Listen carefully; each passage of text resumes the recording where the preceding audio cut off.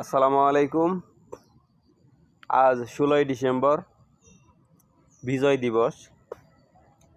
যারা স্বাধীনতার জন্য যুদ্ধ করে জীবন দিয়েছেন তাদের প্রতি রইল অনেক অনেক সম্মান এবং শ্রদ্ধা।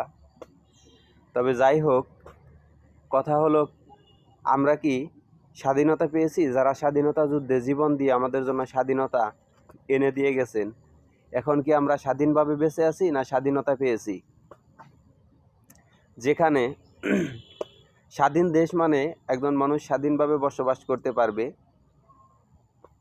আমাদের দেশে কি কেউ স্বাধীনভাবে বসবাস করতে পারে? কারোর জীবনের নিরাপত্তা আছে? কারোর জীবনে কোনো নিরাপত্তা নাই। দলাদলি, এক দলের লোক আরেক দলের লোককে মারতেছে।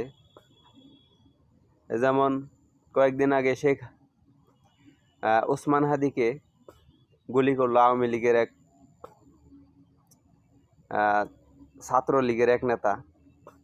দেখেন, কিসের স্বাধীনতা? কোন দেশে বাস করি আমরা?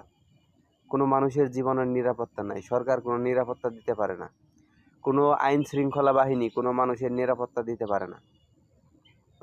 তাহলে কিসের স্বাধীনতা? স্বাধীন দেশ মানে সবাই স্বাধীনভাবে বসবাস করবে, যে যার মতো চলবে, যে যে দল করে সে দল করবে স্বাধীনভাবে, কেউ কারো ক্ষতি করবে না। এটাই তো। এখন একজনে এক দল করে, আরেকজনের শত্রু। বিপরীত পক্ষের যে দল, এটা হলো তার শত্রু। সে তাকে কিভাবে ঘায়েল করবে, আঘাত করবে, মারবে, এই মন মানসিকতা, ধ্যান ধারণা নিয়ে দেশে মানুষজন বসবাস করে। আমরা কি এই স্বাধীনতা চেয়েছি? স্বাধীনতা হলো এইটা, যেখানে সবাই স্বাধীনভাবে বসবাস করতে পারবে এবং মানুষের যে ব্যক্তি স্বাধীনতা, এই স্বাধীনতাগুলো থাকবে। দেশে যে একটা নাগরিকের যে অধিকার, সব অধিকারগুলো পাবে। একটা নাগরিক কি তাই পায়? হায় আফসোস।